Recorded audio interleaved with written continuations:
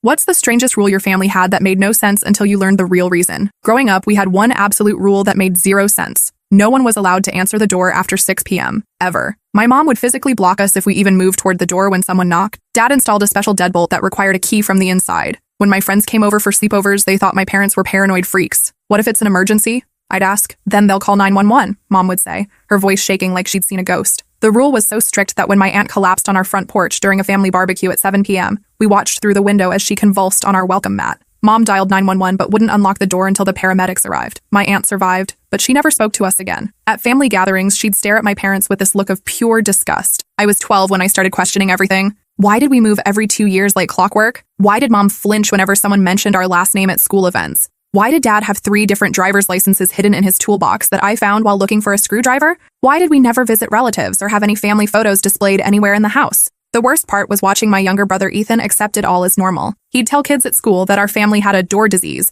that made us allergic to nighttime visitors. When teachers called home asking about his strange explanations, Mom would hang up and we'd start packing again. Every move followed the same pattern. Dad would come home from work early, looking pale and checking his phone obsessively. Mom would start crying and pulling our emergency suitcases from the closet. We'd leave everything behind except clothes and a small box of documents that Dad guarded like his life depended on it. Where are we going this time? I'd ask. Somewhere safe was always the answer. But safe from what? That's what I could never figure out. When I turned 16, I decided I'd had enough. My boyfriend Wesley was picking me up for prom at 7:30 p.m., and I told my parents he was coming whether they liked it or not. I was tired of being the weird girl who couldn't have normal teenage experiences because of some mysterious family paranoia. Mom went completely pale when I told her. Cassidy, you don't understand what you're risking. Then explain it to me, I demanded, crossing my arms. I'm 16 years old, and I deserve to know why we live like prisoners. Dad looked at Mom with this expression I'd never seen before, like they were having an entire conversation with just their eyes. Finally, he sank into his chair and poured himself a whiskey, something I'd never seen him do in my entire life. Sit down, he said quietly. Both of you. Ethan joined us at the kitchen table, sensing something big was about to happen. Dad's hands were actually trembling as he took a sip of his drink. Your real name isn't Cassidy Morgan, he said so quietly I almost didn't hear him. It's Cassidy Volkov, and your grandfather isn't dead like we told you. He's in federal prison. My stomach dropped to the floor. What are you talking about?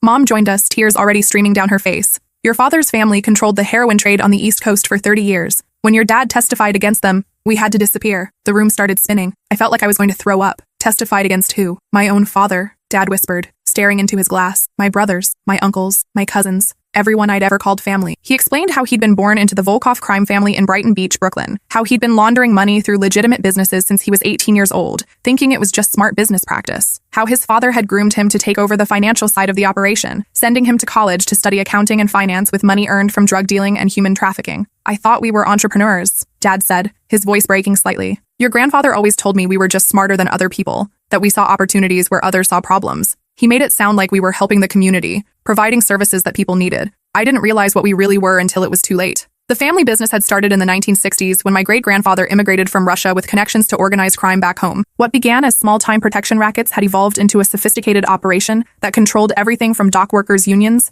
to high-end restaurants in Manhattan. By the time I was old enough to understand what was really happening, I was already in too deep, Dad continued. They had files on me, evidence of my involvement in money laundering that could have put me away for 20 years. But more than that, they were family. You don't just walk away from family. The turning point had come when his nephew, my cousin Alexei, overdosed on the family's own heroin when he was only 14 years old. Dad had found the body in a crack house that his own money had helped establish, surrounded by other kids from the neighborhood who were slowly destroying their lives with products the Volkov family imported and distributed. That's when I realized what we really were, Dad continued, his voice getting stronger as he talked. Not businessmen, not entrepreneurs. We were poisoning our own community, destroying families, creating the very addicts who were buying our product and then profiting from their desperation. I couldn't live with it anymore. But leaving wasn't simple. The family had protocols for dealing with members who wanted out, and those protocols usually involved a funeral. I tried to distance myself gradually, Dad said. Started making mistakes with the books, acted like I was burning out, hoped they'd just reassign me to something harmless. But your grandfather saw right through it. One night, they'd brought Dad to a warehouse in Queens where they'd tied a man to a chair. The man was a mid-level dealer who'd been skimming money and thinking about going to the police. They wanted me to kill him, Dad said, his voice barely audible,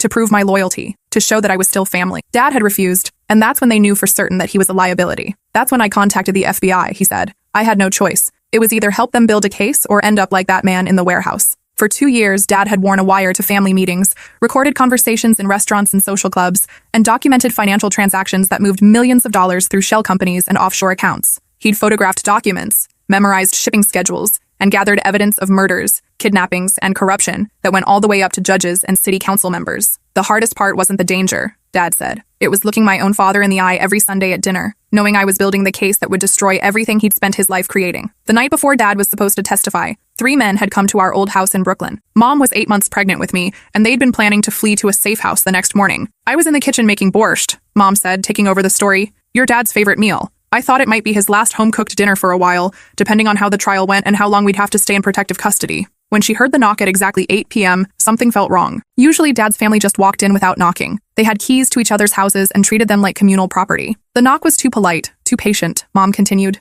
and there was something about the rhythm of it. 3 knocks, pause, 2 knocks, pause, 3 knocks. It was like a code. Dad had come downstairs and looked through the peephole. He recognized his cousin Dimitri and 2 enforcers from the family, men whose primary job was collecting debts and eliminating problems permanently. If I had opened that door, Dad said, they would have executed our entire family, shot us right there in our living room, probably made it look like a home invasion gone wrong. The neighbors would have found our bodies in the morning. Instead, they'd called 911 and hidden in the basement safe room Dad had built when he first started cooperating with the FBI. The men had disappeared before the cops showed up, but they'd left a message spray-painted on the garage door in bright red letters. Rats die slowly. That's why we can never answer the door after dark, Mom explained. Because that's when they come hunting. They've been hunting us for 16 years and they'll never stop. I sat there in shock, trying to process everything. My entire life had been a lie. Every friend I'd lost when we moved. Every relationship I'd been too scared to develop because I knew we'd leave anyway. Every normal teenage experience I'd missed. It was all because of choices my father had made before I was even born. But as the initial shock wore off, I started to understand the impossible position he'd been in. Stay loyal to his family and become complicit in murder and drug dealing, or betray them and spend the rest of his life running. But that was 16 years ago.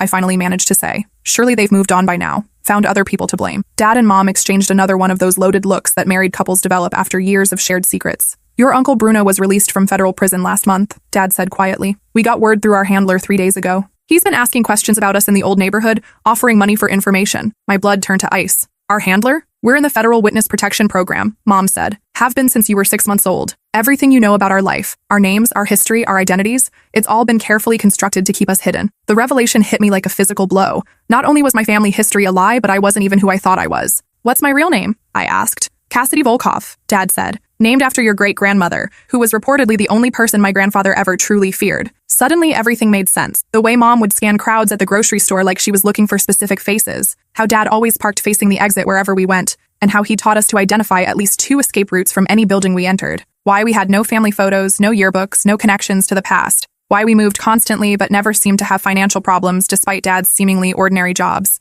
The house we lived in when you were little? Dad continued. The one with the swing set in the backyard that you barely remember? That wasn't our first relocation. It was our 4th. They found us in Phoenix when you were 2, then Dallas when you were 4, then Minneapolis when you were 6. Each time, we barely escaped with our lives. Each discovery had been different, but the pattern was always the same. Someone would recognize Dad at a store or restaurant. A teacher would ask too many questions about our family history. A neighbor would notice Dad's habit of checking cars for tracking devices. How did they find us? Ethan asked, speaking for the first time since this conversation had started. Different ways each time, Mom said, wiping her eyes with a tissue. Sometimes they'd recognize your father's face even though he'd grown a beard or dyed his hair. Once, they traced a Christmas card your dad's sister sent before she understood the gravity of the situation. Another time, they hacked into school records looking for children with our birthdays and physical descriptions. In Dallas, they'd found us because Dad had used his real social security number when applying for a job. In Minneapolis, it was because Ethan had mentioned in school that his father knew how to speak Russian, which got back to a teacher whose brother worked for a private investigator. Every time we thought we were safe, Dad said. Every time we thought maybe they'd given up, or maybe we'd finally gotten far enough away. But they never stopped looking. Your grandfather put a price on my head that's still active. $500,000 to anyone who can deliver me alive to the family. What about dead? I asked, not sure I wanted to hear the answer.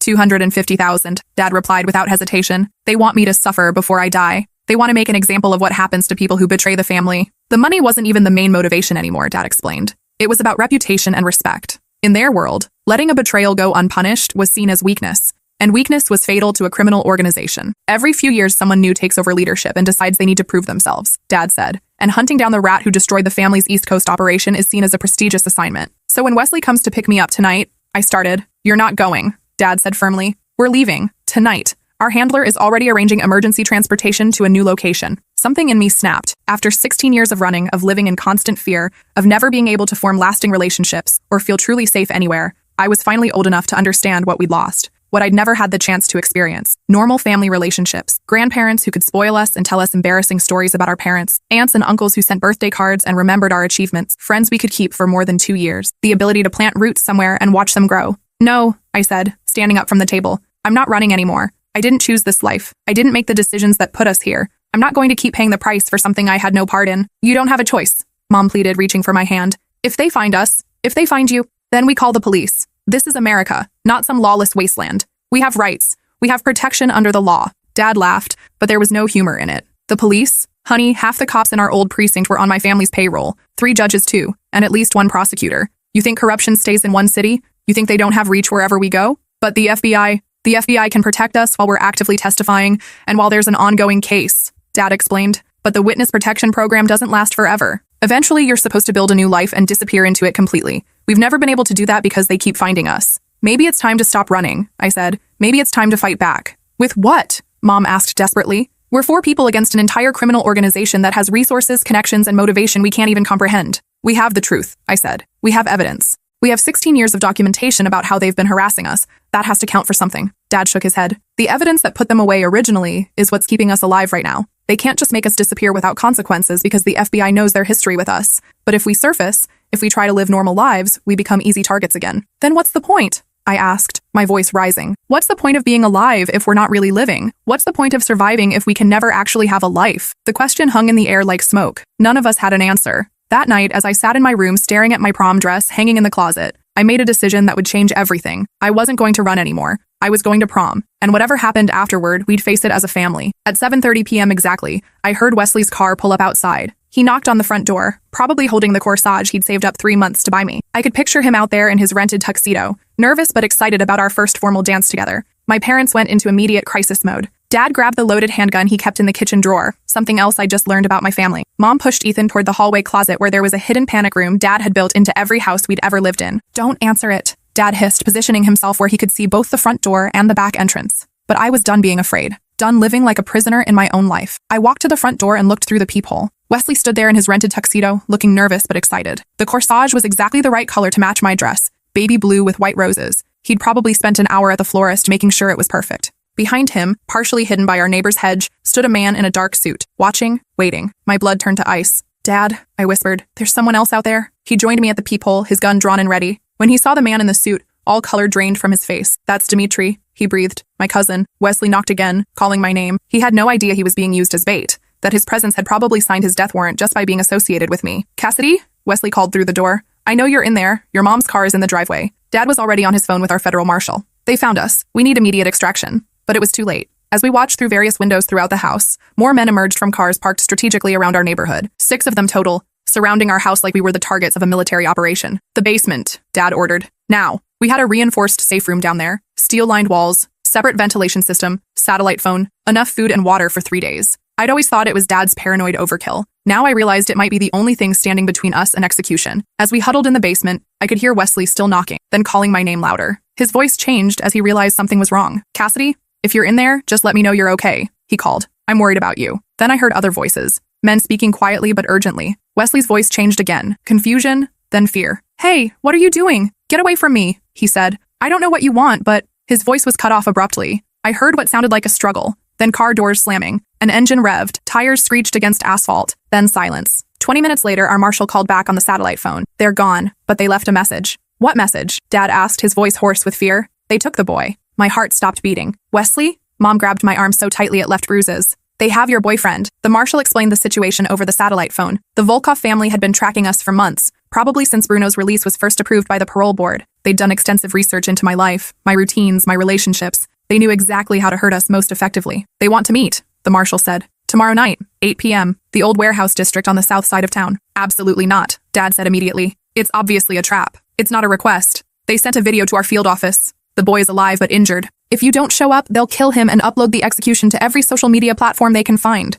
They want to make an example. I stared at my parents. These strangers who'd built their entire lives around a lie, who'd dragged me and Ethan into a nightmare we'd never asked for. I'm going, I said. You're not going anywhere, Dad snapped. He's there because of me, because of us, because of choices you made before I was even born. I won't let him die for sins I didn't commit. Mom was crying harder now. If you go, they'll kill you both. They'll torture you first, then make examples of you to send a message to anyone else who might think about betraying the family. Maybe But if I don't go, they'll definitely kill him, and then they'll just hunt us somewhere else, and someone else will get hurt. How many innocent people have to suffer because we keep running instead of facing this? Dad tried a different approach. Even if we could somehow rescue Wesley, it won't end there. They'll never stop hunting us. This isn't a problem we can solve by being brave or doing the right thing. Then maybe it's time to solve it permanently, I said. The next day, I spent hours researching everything I could find about the Volkov family online. News articles about the original trial, court documents that were public record, information about their business operations and known associates. What I discovered made my blood run cold. The family had been decimated by Dad's testimony 16 years ago, but they'd been rebuilding. Bruno and 3 of his brothers had received life sentences. Their father, my grandfather, had died in prison 5 years ago from a heart attack. Most of their legitimate businesses had been seized by the federal government,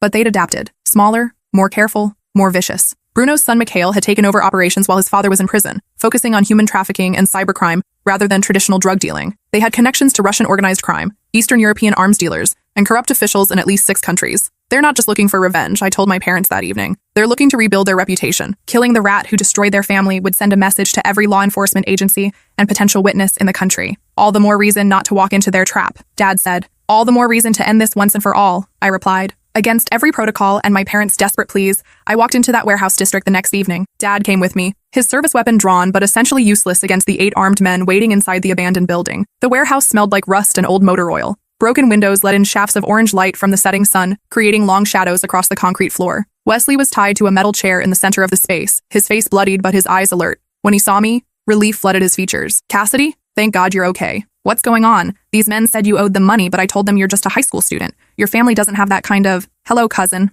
a voice said from the shadows. Uncle Bruno stepped into the light cast by portable floodlights they'd set up around the perimeter. He looked exactly like Dad, but 20 pounds heavier, with colder eyes and fresh prison tattoos covering his forearms. His hair was completely gray now, and there was a scar running from his left ear to his jaw, probably from a prison fight. You've grown up beautiful, he said to me, his voice carrying a slight Russian accent that Dad had worked hard to eliminate from his own speech. You look just like your grandmother did at your age. She would have been proud to see what a strong young woman you've become. Let him go, I said, trying to keep my voice steady. This is between family. Bruno laughed, a sound like glass breaking. Family? Your father destroyed our family, cost us everything we'd built over 3 generations, sent my brothers to die in federal prison while he lived comfortably under government protection. You think there's no price for that? The price was 16 years of your life in federal prison, Dad said, his gun trained on Bruno but surrounded by too many other weapons to make any difference. We're even. Even? Bruno's voice turned deadly quiet. I lost my businesses, my house. My wife divorced me while I was inside and took everything I had left. My son had to rebuild our entire operation from nothing while I rotted in a cell with rapists and murderers. My daughter won't even visit me because she's ashamed of the family name. You think 16 years makes us even?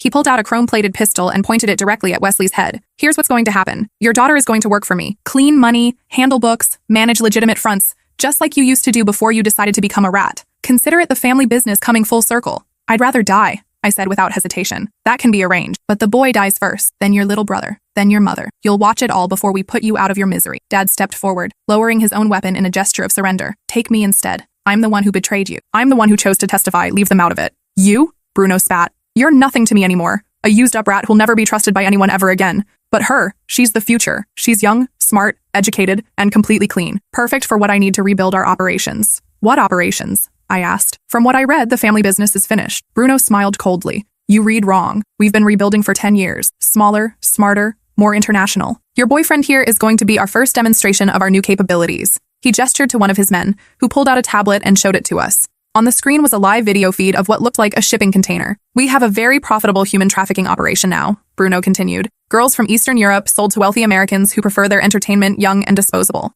Your boyfriend is going to help us test our newest shipment. My stomach turned. Wesley's face went white. You're sick, Dad said. I'm a businessman, Bruno replied. And you're going to help me expand into new markets, or this boy dies very slowly and very publicly. That's when Wesley did something incredibly stupid and incredibly brave. He'd been working on the ropes binding his hands while we talked, using the rough edge of the metal chair to fray them. In one motion, he threw himself in the chair sideways, knocking over a stack of wooden crates and shouting, "Run!" In the chaos that followed, everything happened at once. Dad tackled Bruno. I grabbed a crowbar from a pile of construction equipment and swung it at the nearest gunman. Ethan, who had followed us despite being ordered to stay with our marshal, threw a rock that shattered one of the floodlights. Gunshots rang out. Someone screamed. The remaining floodlight created wild, swinging shadows as men fought in the darkness. I heard Wesley yell in pain. Dad cursed loudly. Glass shattered somewhere in the darkness. When the chaos finally ended, Bruno was on the ground, shot twice by his own man in the confusion. Dad was wounded in the shoulder but alive and conscious. 3 of Bruno's men were down. 1 dead, 2 unconscious. The rest had fled when they heard police sirens approaching. Wesley was unconscious from hitting his head when he'd thrown himself over, but he was breathing steadily. Blood was coming from a cut on his forehead, but it didn't look life-threatening. But our victory was short-lived. As the paramedics worked on Dad's shoulder wound and the police took our statements, Detective Morrison pulled me aside. "We intercepted communications before the raid," he said quietly. "This wasn't the entire organization. Bruno's son Mikhail is already mobilizing resources to finish what his father started." "What does that mean?" I asked. "It means they're going to escalate. No more games, no more psychological warfare. They're going to keep coming until either they're all dead or you are." He showed me a transcript of a phone call they'd intercepted between Mikhail and someone in Russia. The old man failed because he got emotional, Mikhail had said in the call, made it personal instead of business. I won't make the same mistake. 6 months later, we were back in federal court. This time, the case was massive. A joint task force involving the FBI, DEA, and Interpol had been tracking the reformed Volkov organization across multiple countries for 2 years. The evidence we'd helped gather, combined with intelligence from Bruno's captured men and seized computers, led to the arrest of 47 people across 8 states and 3 countries. The operations they'd uncovered included not just human trafficking, but also cybercrime, arms dealing, and a sophisticated money laundering network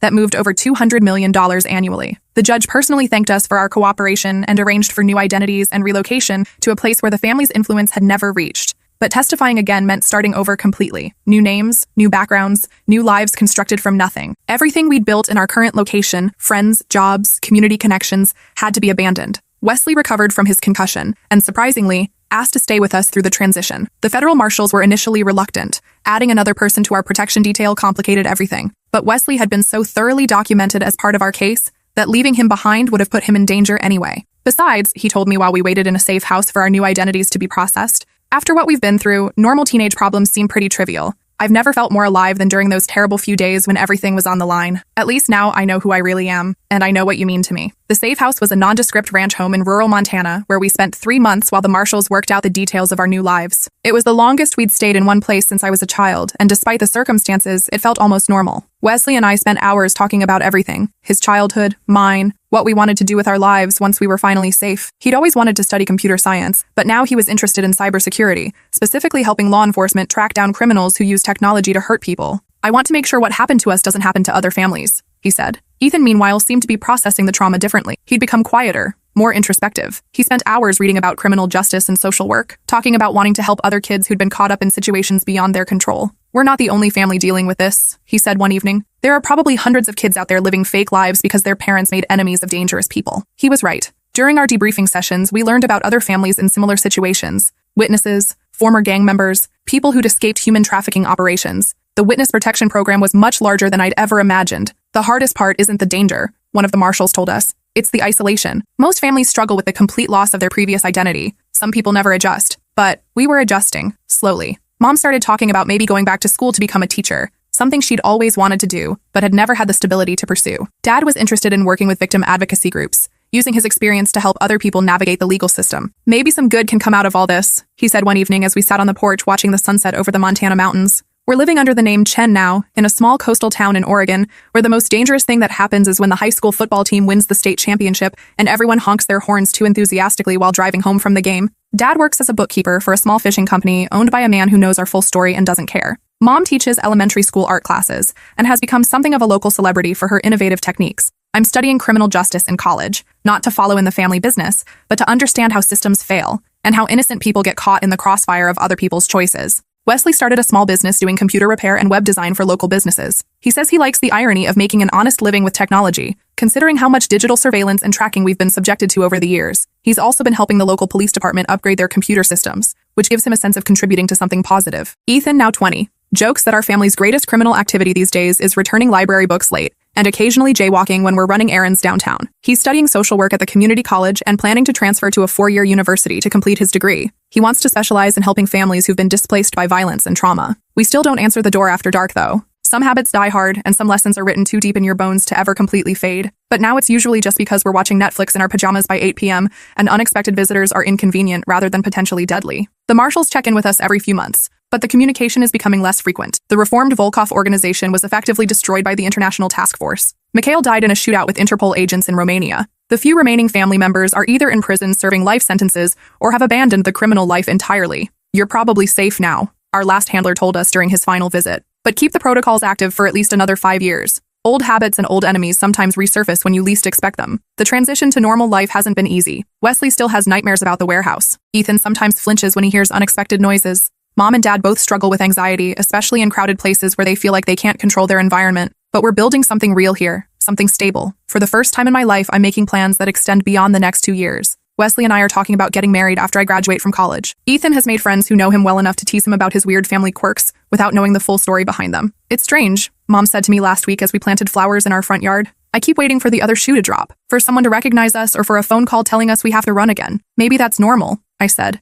Maybe it takes time to trust that the danger is really over. I hope you're right, she said. I hope you kids get to experience what normal feels like. But here's the thing about normal. It's not what I expected. Normal doesn't mean forgetting what happened to us or pretending our past doesn't exist. Normal means being able to talk about our experiences without fear, being able to form relationships without constantly worrying about putting people in danger, being able to make plans for the future. Sometimes I wonder if we'll ever feel completely safe, if the hypervigilance will ever fade, if the automatic threat assessment we do when entering any new space will ever become unnecessary, if the fear will ever fully leave our eyes when we hear unexpected knocks or see unfamiliar cars parked on our street. But then Wesley takes my hand during a movie, or Ethan makes one of his terrible dad jokes, or Mom hangs another one of her students' drawings on our refrigerator, and I remember that some rules are worth breaking, even when the cost seems impossibly high. The rule about not answering the door after dark kept us alive for 16 years, but ultimately it was breaking that rule, choosing to fight instead of hide, that finally set us free. Sometimes the most dangerous thing you can do is also the most necessary, especially then.